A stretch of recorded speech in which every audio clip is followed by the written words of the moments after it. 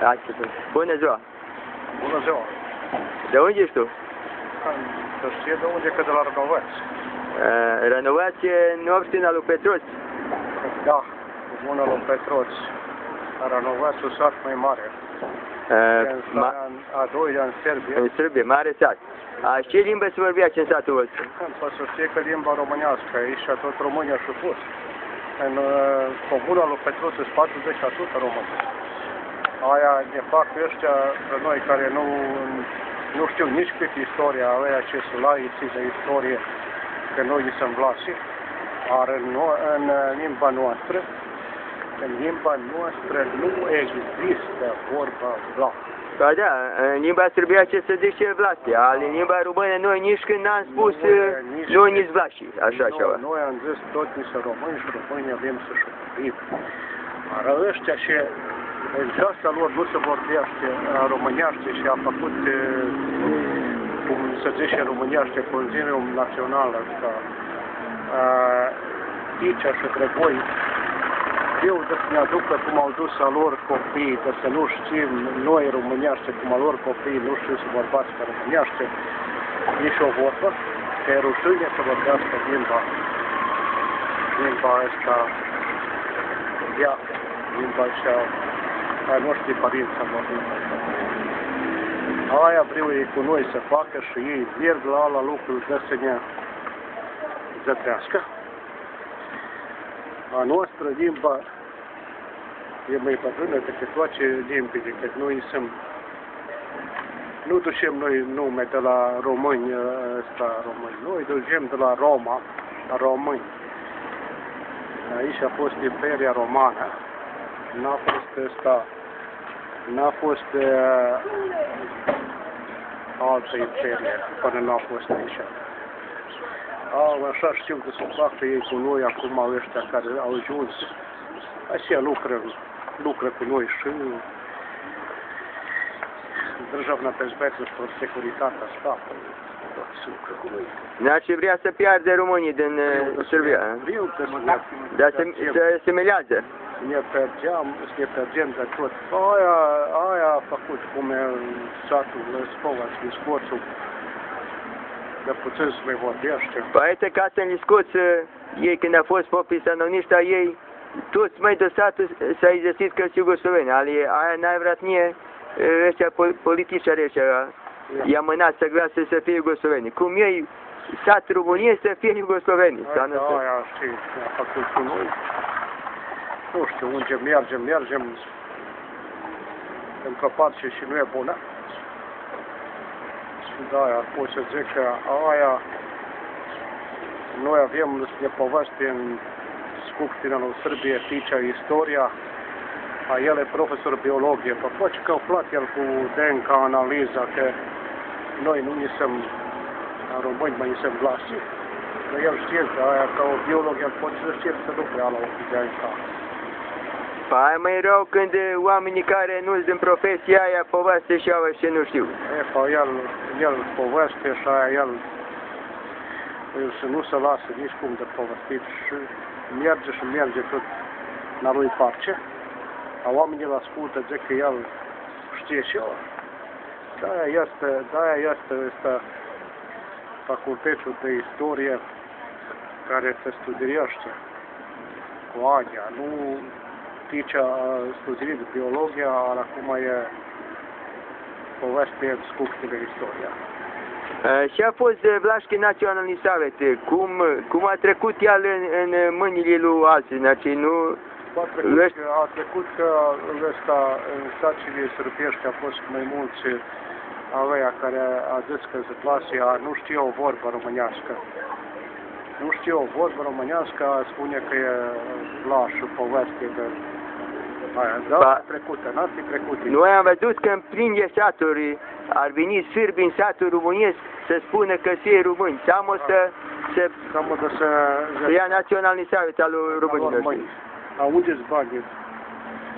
Unde-s banii de la Naționalni Savet? Și unde-s ăsta dați banii? Până acum nimeni nu știe a lor unde. Da, aia spun că mergem de rău. Jel voi știți că po Ustavu Srbije kao nacionalna manjina aveți prava isto kao alće nacionalne manjine. Da li aveți voi ostvarena a voastră prava ili nu? Nu. Pa și problem aveți. Deși că aia toți spun ei că mai mare standarduri, nimic nu e până acum. Și e problem de mănăstiri, aveți voi prava la mănăstiri, de biserică, cum se zice? Noi, asta ce spun ăștia, sârbii, că noi n-avem dreptate la ala lucru, ei au dreptate și ei când spun că au ăsta mănăstiri în Australia, în America, făcută aia și acolo, nu s-o mistificăm. Noi nu putem să avem în a noastră. Znači Sârbii au mănăstiri în toate državuri. Toate državele. Și în România au mănăstirea lor. Și da, noi nu avem, că noi sunt și eu mai mici decât ai alții. Znači Sârbii au pravo în România sau mănăstirea, noi în Serbia nu avem pravo. Nu avem de aia. Și de-aia ei au și în România multe mănăstiri. Așa a fost de, aveți voi radio a vostru, aveți televizie, aveți novini. Acum ăștia români în Banat au tot, a noi sub Dunăre nu avem nimic. Acum aia, discriminația și aia. Aia să se întrebe asta și zic că e conducerea lui Serbia, de ce așa. Aia znači rukovodstvo Srbije să se întrebe, deși să se întrebe și Aleksandar Vučić și toți, că Aleksandar Vučić le face tot, e aia. Privim se da ne facem cum zăvalul.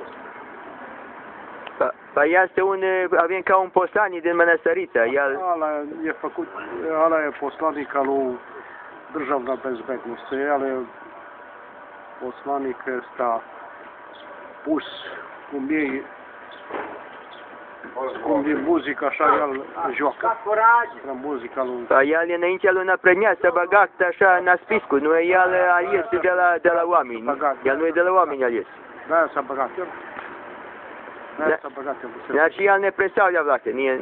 Unde? El de că va ști și eu de să întreabă tu ce el are ca aude să știe istoria o știe. Anuziți acum că el zice a zavârșit un facultate. Are venit să spună și eu avajnă, el. Ăsta om. Nu, că nu pot eu. Mă duc că grăbesc... Și am vrut să mai zic că... Ești tu la noi radio, este radio, la Radio Petroasă în limba românească, știi? Unde aia? Aia e cenzurisă, nu? Aia e teamă și... Aia nu e limba română? Nu e, a? De unde? Când el, dus pe jumătate ăsta, sârbește, aia și limba, da? Aia e făcută așa de să fie ăsta... Hai da strucământ. El aveți voi Românie, partea voastră românească aici în Serbia, care stvarno ajută lui românii noștri? Este în Serbia, nu aici. Aici românii, numai ăsta mai mult există aici românii timoceni, a noi aici ni se îndeparte 100 și mai câte de kilometri de la tine. Aia e greșeala și în România și spun și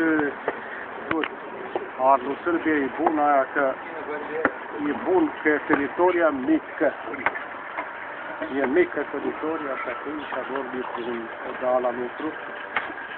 Și lui, dacă va da școală, ei pot să gere că aia e puțin. Știi? Acum, președintul nostru aici în Petros, el lucră de firmă cu România, a nu-i place de români, cum aia? Nu e limba aici. Și românii ne-a trimis cât ajutare de nevoie lasă în Serbia, trimis, nu e samo în Petroasă, trimis în toată țara sărbească. Asta nu e limba aici, să ei meargă și eu de noi românii să lucreze. Nu e limba din alea. Hai și eu să spun de românii noștri, vreun predlog și eu așa. O să le spun să-și păzească limba, obiceiurile lor, să păzească aia și au de la părinți, tot, să nu se piardă ala lucru, că aia ei vreau, că noi trebuie să ne pierdem de tot. Ai cu sănătate și Dumnezeu să ne ajute. La sănătate multă. Deci să vedem așa. Boșu,